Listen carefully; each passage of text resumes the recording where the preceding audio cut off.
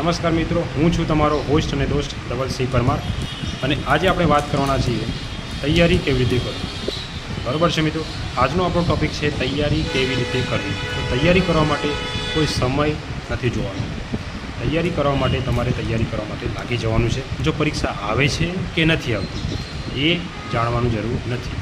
જો પરીક્ષા આવવાની છે તો આવવાની જ છે.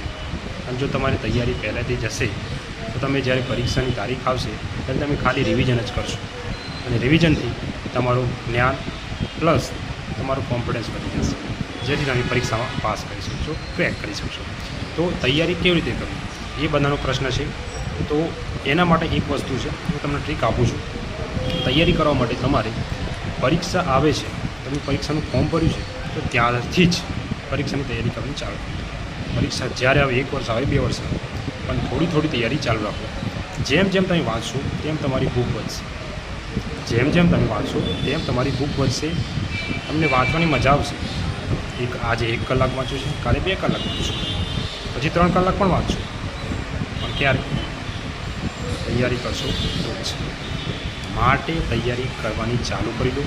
જો આગળ તમારી એક્ઝામ આવવાની છે, પોલીસ કોન્સ્ટેબલ આવશે, GSRTCની આવશે, બંનેમાં ફોર્મ મારે ભર્યા હશે તો તૈયારી એની ચાલુ રાખો. જે સેમ સિલેબસ છે એ વાંચવાનું ચાલુ કરી દો.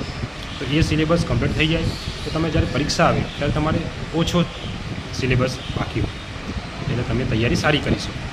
તો આટલું જ કહીશ મિત્રો, તૈયારી ચાલુ કરી દો. અને હું પણ કહું છું કે જે તૈયારી કરે છે એ ખરેખર પાસ થાય છે. જે તૈયારી કરે છે એ ખરેખર પાસ થાય છે, પણ એના માટે તૈયારી કરવી જરૂરી છે. લેટ્સ સી, તમને સમજણ પડી હોય તો.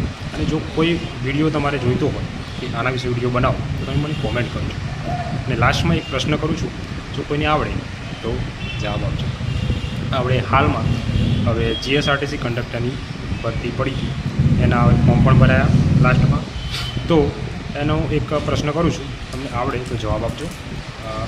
પ્રશ્ન છે, GSRTC છે એને કુલ હાલ ડેપો કેટલા છે? આવડતો હોય તો જવાબ આપજો. Thank you.